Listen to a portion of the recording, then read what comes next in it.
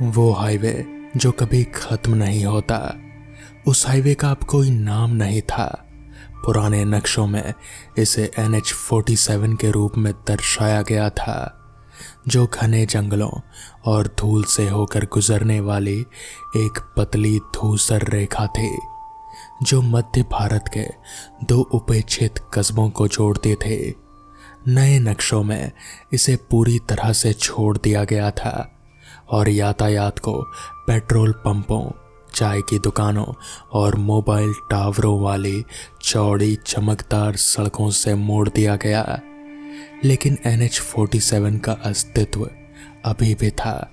यह हमेशा से था, बस इसे याद किया जाना पसंद नहीं था। राघव को यह बात मुश्किल से समझ में आई। वो रात में अकेले गाड़ी चला रहा था, ठीक वैसे ही जैसे हताश लोग करते हैं। उसकी मां नागपुर के एक अस्पताल में बिस्तर पर लेटी थी। मशीनें उसके लिए सांसें चला रहे थे। डॉक्टर धीरे से सिर हिला रहे थे। शाम 6:40 बजे फोन आया था। अगर आप उसे देखना चाहते हैं तो अभी आ जाइए। जब तक राघव ने बैग पैक किया और भोपाल से निकला, तब तक सूरज डूब रहा था और पेड़ों पर नारंगी रंग की किरणें पड़ रहे थे। गूगल मैप्स ने नए हाईवे का सुझाव दिया, जो सुरक्षित और अच्छी तरह से रोशन था, लेकिन इससे 4 घंटे का ज्यादा समय लगता। NH-47 ने यात्रा का समय लगभग आधा कर दिया। जब उसने ऐप को चुना तो वो थोड़ी देर के लिए रुका। नीली रेखा एक बार झिलमिलाई, फिर स्थिर हो गई। फोन ने कहा, सबसे तेज रास्ता। राघव ने 10 मिनट बाद जिस चेतावनी चिन्ह को पार किया, पर उसका ध्यान नहीं गया। अधिकांश लोगों ने ऐसा नहीं किया। ये पुराना, जंग लगा हुआ और आधा खरपतवारों से ढका हुआ था। पेंट उखड़ गया था, लेकिन अगर आप ध्यान से पढ़ते हैं तो फिर कुछ शब्द अभी भी दिखाई दे रहे थे। रुको मत, पीछे मुड़कर मत देखना, सिग्नल का पीछा मत करो। राघव गाड़ी चलाता रहा। पहले तो हाईवे सामान्य था। 2 संकरी गलियां, टूटी फूटी डामर की सड़कें, दोनों ओर घना जंगल, मानो सांसें रोके हुए हो। उसकी कार की हेडलाइट ने अंधेरे में सुरंगें बना दी, जिससे मुड़ी हुई जड़ें और पीले पेड़ के तने रोशन हो गए। कोई यातायात नहीं, कोई घर नहीं, कोई संकेत नहीं। रेडियो स्टेशन खोजने की कोशिश में कर्कश आवाज करने लगा, फिर शांत हो गया। राघव ने उसे बंद कर दिया। खामोशी ज्यादा आरामदायक महसूस हुई। 1 घंटे बाद कुछ गड़बड़ महसूस हुई। सड़क कहीं भी मुड़ी नहीं थी, एक बार भी नहीं। हाईवे घुमावदार होते हैं, वो मुड़ते हैं, ऊपर उठते हैं, नीचे गिरते हैं। ये हाईवे एकदम सीधा रेखा में जैसे आगे बढ़ता रहा, मानो किसी रूलर से खींची गई रेखा। राघव ने डैशबोर्ड पर लगी घड़ी देखी। रात के 9:12 हो रहे थे। उसे पक्का यकीन था कि 10 मिनट पहले भी रात के 9:12 ही बजे थे। उसने सिर हिलाया। तनाव, नींद की कमी, दुख समय के साथ अजीबोगरीब खेल खेलता है। फिर उसने पहला मील का पत्थर देखा। ये सड़क के बाईं ओर थोड़ा झुका हुआ खड़ा था। सफेद रंग से रंगा हुआ, काले अक्षरों में लिखा हुआ, नागपुर 148 किलोमीटर। राघव ने राहत भरी मुस्कान दी। वो गाड़ी चलाता रहा। 20 मिनट बाद एक और उपलब्धि सामने आई। नागपुर 148 किलोमीटर। उसने अपनी गति धीमी कर दी। ये मुमकिन नहीं है, उसने बुदबुदाते हुए कहा। उसने ओडोमीटर चेक किया। उसमें दिखा कि वो लगभग 30 किलोमीटर गाड़ी चला चुका था। जंगल घना होता गया, हवा भारी लगने लगी, मानो सड़क ही उसे दबा रही हो। फिर रोशनी दिखाई दी। दूर आगे पेड़ों की कतारों के ठीक परे धुंधली पीली आकृतियां मंडरा रही थे। वो धीरे धीरे हिल रहे थे, मानो चलते फिरते लोग लालटेन लिए खड़े हों। राघव ने सोचा कोई गांव या फिर सड़क किनारे विक्रेता। उसके मन में आशा की लहर दौड़ गई। उसके फोन में वाइब्रेशन हुआ। सिग्नल नहीं था, लेकिन किसी तरह एक टेक्स्ट नोटिफिकेशन आ गया। Unknown number. रुके नहीं। राघव का दिल जोर से धड़कने लगा। उसने इसे नजरअंदाज कर दिया। रोशनी और करीब आती गई। जैसे ही उसने कार की गति धीमे की, इंजन से एक अजीब सी आवाज आई। एक बार, दो बार, फिर इंजन डेड हो गया। कार धीरे धीरे रुक गई। हेडलाइट्स अभी भी चल रहे थे, जिससे आगे की खाली सड़क रोशन हो रहे थे। सन्नाटा उस पर छा गया। न कोई कीड़े मकोड़े, न हवा, यहाँ तक कि जंगल भी जमा हुआ सा लग रहा था। राघव ने दोबारा इग्निशन चालू करने की कोशिश की। कुछ नहीं। पेड़ों के पास लगी बत्तियां हिलना बंद हो गईं। वो उसकी ओर मुड़ गए। एक एक करके आकृतियां अंधेरे से बाहर निकलने लगीं। पहली नजर में वो इंसान जैसे लग रहे थे, पुरुष, महिलाएं, यहाँ तक कि बच्चे भी। लेकिन कुछ तो गड़बड़ था। उनकी हरकतें वो थोड़ी बेमिल थी, जैसे खराब डबिंग वाला फुटेज हो। उनके अंग कुछ ज्यादा ही मुड़े हुए थे। उनके सिर बहुत ही अजीब तरह से कोनों पर झुके हुए थे। उनमें से हर किसी के हाथ में एक लालटेन थी। अंदर की रोशनी आग नहीं थी। ये दिल की धड़कन की तरह धीरे धीरे धड़क रहे थे। आगे खड़ी एक महिला करीब आई। उसने फटी हुई लाल साड़ी पहनी हुई थी और उसके बाल उसके चेहरे पर लटके हुए थे। बेटा, उसने धीरे से पुकारा। तुमने खेलना क्यों बंद कर दिया? राघव ने दरवाजे बंद कर दिए। मैं बस यहां से गुजर रहा हूं, उसने अपनी आवाज को शांत करते हुए कहा। गाड़ी में कुछ खराबी आ गई है। उसने अपना सिर उठाया। उसके चेहरे पर आंखें नहीं थी। जहां हड्डियां होनी चाहिए थी, वहां सिर्फ चिकनी त्वचा है, जो हड्डियों के ऊपर कसकर खींची हुई है। सब लोग यही कहते हैं, उसने जवाब दिया। बाकी लोग मुस्कुराए। उनके मुंह बहुत ज्यादा खुल गए थे। लालटेनें और भी तेज चमकने लगी। राघव को वो चिन्ह याद था, रुको मत, सिग्नल का पीछा मत करो। उसने हताशा में स्टीयरिंग व्हील पर जोर से हाथ मारा। गाड़ी अचानक झटके से हिल गई। इंजन फिर से चालू हो गया और जोरदार आवाज करने लगा। वो आकृतियां चीख रहे थे, गुस्से में नहीं बल्कि निराशा में। राघव ने एक्सेलरेटर को पूरी तरह दबा दिया। उसके नीचे सड़क धुंधली होती चली गई। लालटेन लिए हुए लोग अंधेरे में मिल गए। उनकी रोशनी जंगल में समा गई। उसने अपनी गति धीमी नहीं की। उसने पीछे मुड़कर नहीं देखा। कुछ मिनटों के बाद उसने फिर से सांस लेने की हिम्मत की। उसके फोन में वाइब्रेशन हुई। Unknown number. आप खुशकिस्मत थे। राघव कांपते हाथों से टाइप कर रहा था। आप कौन हैं? जवाब तुरंत आ गया, कोई जो बच निकला। उसके बाद हाईवे बदल गया। डामर गहरा हो गया।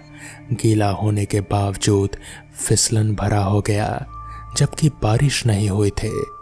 अजीब निशान दिखाई देने लगे, खरोंचें, सड़क पर गहरे खुदे हुए प्रतीक, मानो किसी चीज ने बाहर निकलने की कोशिश की हो। फिर राघव ने दुर्घटना देखी। सड़क के किनारे एक ट्रक पलटा पड़ा था, जंग लगा हुआ और झाड़ियों से ढका हुआ, मानो दशकों से वहीं पड़ा हो। अंदर से विंडशील्ड चकनाचूर हो चुकी थी। टैक्सी के अंदर कंकाल के अवशेष स्टीयरिंग व्हील पर जमे पड़े थे। खोपड़ी आगे की ओर थी, मुंह खुला हुआ था, मानो कोई खामोश चीख रहा हो। ट्रक के किनारे एक चित्रित, मुश्किल से दिखाई देने वाला NH-47 लॉजिस्टिक्स 2003। राघव ने निगल लिया। उसका फोन फिर बज उठा। मैसेज में लिखा था, वो झिझक पर पलते हैं। हर बार जब कोई रुकता है तो सड़क और लंबी हो जाती है। ये सड़क कितनी लंबी है? राघव ने फुसफुसाते हुए पूछा। इस बार जवाब आने में देरी हुई। जब तक इसकी आवश्यकता हो। घंटे बीत गए या मिनटों में, समय का अब कोई मतलब नहीं रह गया था। राघव ने इंजन गेज में कोई बदलाव नहीं हुआ था। घड़ी में अभी भी रात के 9:12 ही बज रहे थे। जंगल धीरे धीरे विरल होने लगा। आगे उसे एक टोल बूथ दिखाई दिया। उसे राहत मिली। सभ्यता, नियम, लोग। जैसे ही वो पास पहुंचा, उसने देखा कि बूथ खाली पड़ा था। बैरियर हवा में रुका हुआ सा खड़ा था। इसके ऊपर एक तख्ती टेढ़ी लटकी हुई थी, वापसी पर स्वागत है। पीछे राघव गाड़ी चलाकर वहां से गुजरा। जैसे ही उसकी कार ने लाइन पार की, दुनिया रीसेट हो गई, ऐसा महसूस हुआ। जंगल वापस अपनी जगह पर आ गया। सड़क सीधी हो गई। बाईं ओर 1 मील का पत्थर दिखाई दिया। नागपुर 148 किलोमीटर। राघव चीख उठा। उसने अचानक ब्रेक लगा दिए। कार फिसलते हुए रुक गई। जंगल सांस ले रहा था। पेड़ों के बीच लालटेन की रोशनी जगमगा उठी। वो आकृतियां एक बार फिर सामने आई, पहले से भी ज्यादा करीब। आंखों से रहित महिला फुसफुसाई, तुम सड़क से भाग नहीं सकते। उसने कोमल मगर डरावनी स्वर में कहा, अब तुम यहीं के हो। राघव के फोन में आखिरी बार वाइब्रेशन हुई। मैसेज में लिखा था, अगर आप जाना चाहते हैं तो आपको सड़क को वही देना होगा जो वो चाहती है। ये क्या चाहता है? राघव चिल्लाया, झंझोड़ते हुए। सभी आकृतियों ने एक साथ जवाब दिया, एक बलिदान। उसके पीछे गाड़ियों की हेडलाइट्स दिखाई दी। एक और कार, एक और हताश ड्राइवर। सड़क पर भूख की गूंज सुनाई दे रहे थे। राघव कांपते हुए बैठा था और आती हुई गाड़ियों को देख रहा था। एक नौजवान खिड़की से बाहर झुककर हाथ हिला रहा था। भैया, क्या ये नागपुर जाने का रास्ता है? उसने पुकारा। लालटेनें और भी तेज हो गईं। सड़क दूर तक फैली हुई थी। राघव को अपनी माँ का चेहरा याद आया। अस्पताल के गलियारे याद आए। अधूरी विदाई याद आई। उसने अपना दरवाज़ा खोला। जंगल ने संतुष्टि की आह भरी। जैसे ही राघव ने डामर पर कदम रखा, उसके पीछे की सड़कें छोटी होती चली गईं। नए ड्राइवर की कार आसानी से स्टार्ट हो गई। आगे आने वाला मील का पत्थर बदल गया। नागपुर 92 किलोमीटर। वो युवक बेखबर गाड़ी चलाता रहा। उसके पीछे हाईवे एक मुंह की तरह बंद हो गया। उनका कहना है कि NH-47 अब मौजूद नहीं है, लेकिन ट्रक चालक अब भी उस सड़क के बारे में फुसफुसाते हैं, जो तब दिखाई देती है जब आप जल्दी में होते हैं, जब आप शोक में होते हैं, जब आप समय के लिए कुछ भी त्यागने को तैयार होते हैं। अगर आपको कभी कोई ऐसी मील का पत्थर दिखे जो बदलता ना हो, अगर आपकी घड़ी 9:12 पर रुक जाती है, और अगर आपको जंगल में लालटेन दिखाई दे, रुको मत, क्योंकि हाईवे हमेशा भूखा रहता है और इसे हमेशा एक और यात्री की ज़रूरत होती है। तो दोस्तों, ये थी आज की पहली कहानी। तो चलिए बढ़ते हैं आज की दूसरी कहानी की ओर। कब्रिस्तान हमेशा से जिंदा लोगों को डराता आया है, लेकिन असल डर मुर्दों से नहीं होता। डर होता है उन चीज़ों से जो मरने के बाद भी जिंदा रहती हैं। शहर के पुराने हिस्से में रेलवे लाइन के पीछे एक कब्रिस्तान था, शाह आलम कब्रिस्तान। दिन में भी लोग वहां जाने से बचते थे, और रात में तो परछाइयां भी उस रास्ते से मुड़ जाती थीं। लोग कहते थे वहां हवा नहीं चलती, सांसें चलती है। इमरान को इन बातों पर यकीन नहीं था। वो एक पत्रकार था, तर्क, सबूत और सच्चाई पर यकीन करने वाला इंसान। जब शहर में अफवाह फैली कि शाह आलम कब्रिस्तान में हर अमावस की रात कोई औरत रोती है, तो इमरान ने इसे सामूहिक भ्रम कहा। लेकिन जब 3 लोग एक ही महीने में वहां से गायब हो गए, तब बात बदल गई। इमरान ने फैसला किया कि वो रात कब्रिस्तान में बिताएगा। अमावस की रात, चांद नहीं था, सितारे भी जैसे शर्म से छुप गए हों। कब्रिस्तान का लोहे का गेट चरमराया, जैसे बरसों से किसी इंसान के हाथ का इंतजार कर रहा हो। अंदर कदम रखते ही इमरान को अजीब सी ठंडक महसूस हुई। ना ठंडी हवा, ना नमी, बस ठंडक। कब्रें कतार में थी, लेकिन सीधी नहीं, कुछ आगे झुकी हुई, कुछ जैसे जमीन से निकलने की कोशिश में। कई कब्रों पर नाम मिट चुके थे, कुछ पर तारीखें बहुत हाल की। इमरान कैमरा ऑन कर चुका था, तभी उसे किसी के चलने की आवाज आई।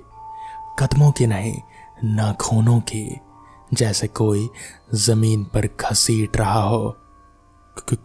कौन है? इमरान की आवाज कांप गई।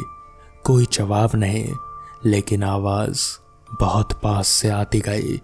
और तभी एक कब्र के पीछे से एक औरत निकली। सफेद कफन, बाल चेहरे पर चिपके हुए, पैर जमीन से थोड़ा ऊपर। उसका मुंह खुला हुआ था, लेकिन आवाज नहीं निकल रहे थे। आंसू बह रहे थे, काले। इमरान पीछे हटा। मैं चला जाता हूं, उसने कहा। औरत ने सिर उठाया। उसकी आंखों में आंखें नहीं थे, सिर्फ गड्ढे, गहरे, खाली। अब क्यों? उसकी आवाज सीधे इमरान के दिमाग में गूंजी। जब सब आ ही गए थे। इमरान भागा, लेकिन कब्रिस्तान छोटा नहीं हुआ, लंबा होता गया। रास्ता खींचता चला गया, कब्रें बढ़ती चली गईं। हर कब्र पर वही नाम लिखा था, इमरान अली। अलग अलग तारीखें, अलग अलग मौतें। उसका फोन बजा, नेटवर्क नहीं था, फिर भी अननोन कॉल। उसने कांपते हाथ से कॉल उठाई। मत देख पीछे, फोन पर उसकी ही आवाज थी। अगर देख लिया तो यहीं रह जाएगा। पीछे से रोने की आवाज आई। इस बार सिर्फ औरत की नहीं, बच्चों की, मर्दों की, बूढ़ों की, पूरे कब्रिस्तान की। हम जिंदा दफन किए गए थे। आवाजें गूंजने लगी। हमें सुना नहीं गया। इमरान रुक गया। वो जान गया ये जगह मुर्दों की नहीं थी, ये उन लोगों की थी जिनकी मौत कभी मानी ही नहीं गई। कब्रें हिलने लगी, मिट्टी उखड़ने लगी, हाथ बाहर आने लगे। इमरान ने चिल्लाकर कहा, मैं अपनी दुनिया को बताऊंगा। एक पल को सब थम गए। औरत सामने आई। हर कोई यही कहता है, उसने कहा। फिर कोई बाहर नहीं जाता। अचानक अजान की आवाज गूंजी कब्रिस्तान के बाहर से। फज्र की कब्रें शांत होने लगी। हाथ वापस जमीन में चले गए। आवाजें बुझ गईं। औरत पीछे हटने लगी। सूरज हमें पसंद नहीं, उसने कहा, लेकिन याद रखना। उसकी आंखें जल उठे। हम तुम्हें याद रखेंगे। इमरान खुद को गेट के बाहर पाया। सुबह हो चुके थे। रेलवे लाइन पर लोग चल रहे थे। चाय की दुकान खुल चुके थे। सब कुछ नॉर्मल, लेकिन इमरान के बाल पूरी तरह सफ़ेद हो चुके थे। उस दिन के बाद इमरान ने कभी कब्रिस्तान पर रिपोर्ट नहीं लिखे, लेकिन हर रात ठीक 3:17 पर उसके कमरे में मिट्टी की खुशबू आती है और दीवार पर नाखूनों की आवाज़। शाह आलम कब्रिस्तान आज भी है। अगर तुम कभी वहाँ जाओ और किसी कब्र पर अपना ही नाम लिखा देखो तो समझ जाना, वहाँ सिर्फ मुर्दे नहीं रहते, वहाँ इंतज़ार रहता है। तो दोस्तों, ये थी आज की दूसरी कहानी। तो चलिए बढ़ते हैं आज की आखिरी कहानी की ओर। बारिश उस रात कुछ ज़्यादा ही तेज थी। ऐसी बारिश जिसमें सड़क की आवाज़ भी दब जाती है और इंसान अपने ही दिल की धड़कन सुनने लगता है। घड़ी में 11:47 बज रहे थे। आरव शर्मा बाइक चलाते हुए बार बार पीछे देख रहा था। ऐसा नहीं था कि कोई उसका पीछा कर रहा था, बल्कि उसे ऐसा लग रहा था कि कोई देख रहा है। आरव एक छोटा सा न्यूज़ रिपोर्टर था। बड़ी खबरें उसे मिलती नहीं थे, लेकिन उसे उन जगहों पर जाना पसंद था जहां बाकी लोग जाने से डरते थे। 3 महीनों में 4 लोग लापता। सभी का आखिरी लोकेशन शांति विहार कॉलोनी। पुलिस का कहना था पुरानी कॉलोनी है, नशेड़ी रहते हैं, लोग खुद भाग जाते होंगे।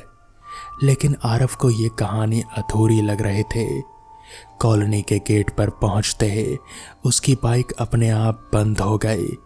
चाबी घुमाई मगर कुछ नहीं। मोबाइल निकाला, नेटवर्क एक भी नहीं। गेट पर जंग लगा बोर्ड टंगा था, शांति विहार 1996। उसके नीचे किसी ने काले पेंट से लिखा था, अंदर मत आना। आरव हल्का सा हंसा, लेकिन हंसी जबरदस्ती की थी। जैसे ही उसने कॉलोनी में कदम रखा, हवा अचानक ठंडी हो गई। इतनी ठंडी कि सांस से भाप निकलने लगी। चारों तरफ 6 इमारतें थी, 3 मंजिला, सबकी खिड़कियां बंद, एक भी आवाज नहीं। ना कुत्ते, ना बिल्ली, ना पत्तों की सरसराहट। आरव ने कैमरा ऑन किया। मैं इस समय शांति विहार कॉलोनी में हूँ जहाँ। तभी उसका फोन बज उठा। Unknown number. आरव रुक गया। उसने कॉल उठाई। दूसरी तरफ एक बुजुर्ग आदमी की कांपती आवाज। आप भी आ गए? कौन बोल रहा है? आप कहाँ हैं? फोन कट गया। आरव के हाथ पसीने से भीग गए। उसी पल तीसरे ब्लॉक की दूसरी मंजिल पर पीली लाइट जली। इतनी देर बाद कोई हलचल देखकर आरव वहीं चला गया। सीढ़ियां चढ़ते समय उसे लगा जैसे पीछे से कोई सांस ले रहा है, लेकिन जब मुड़ा तो कोई नहीं। फ्लैट का दरवाज़ा आधा खुला हुआ था। अंदर कदम रखते ही नाक में सड़न और नमी की गंध भर गई। दीवारों पर पुराने अखबार चिपके थे। सब पर एक ही तरह की खबरें। युवक रहस्यमय ढंग से गायब, मोबाइल आखिरी बार शांति विहार में एक्टिव, कोई सुराग नहीं। बीच में एक पुराना लैंडलाइन फोन रखा था। फोन अचानक बजने लगा। आरव का दिल जोर से धड़क उठा। उसने कांपते हाथों से रिसीवर उठाया। अब की बार आवाज साफ थी लेकिन ठंडी। हम सब ने यही गलती की थी, कॉल उठा ली थी। किसकी कॉल? आरव बोला। हमारी, अपनी मौत की। पीछे से कदमों की आवाज आई। आरव पलटा। 4 लोग खड़े थे, वही 4 जिनके पोस्टर उसने देखे थे। उनकी आंखें खाली थी, जैसे उनमें जिंदगी कभी थी ही नहीं। सबके हाथ में मोबाइल थे। एक लड़की बोली, हमने मदद समझकर कॉल उठाई थी। एक आदमी बोला, फोन ने हमें बुलाया। तीसरे ने कहा, और फिर सब एक साथ बोले, हम यहीं फंस गए। लाइट एकदम से बुझ गई। फोन आरव के हाथ से गिर गया। अंधेरे में सिर्फ एक आवाज गूंज रही थी, फोन की घंटी की। अगली सुबह पुलिस को कॉलोनी के गेट पर आरव की बाइक मिली। कैमरा जमीन पर पड़ा था, रिकॉर्डिंग चालू थी। आखिरी फुटेज में आरव कैमरे की तरफ देखता है। उसकी आंखों में डर साफ दिखता है। अगर ये वीडियो मिले तो कभी किसी अनजान कॉल को यहाँ। अचानक स्क्रीन ब्लैक। 3 दिन बाद शहर में एक और पोस्टर लगा, लापता आरव शर्मा। तो दोस्तों, ये थी आज की कहानियाँ। अगर आपको ये कहानियाँ पसंद आई हों तो वीडियो को लाइक और चैनल को सब्सक्राइब करना ना भूलें। तो मैं आपका दोस्त आर्यन जल्द ही मिलूँगा आपसे ऐसी ही किसी नई कहानी के साथ। तब तक के लिए अपना ख्याल रखें।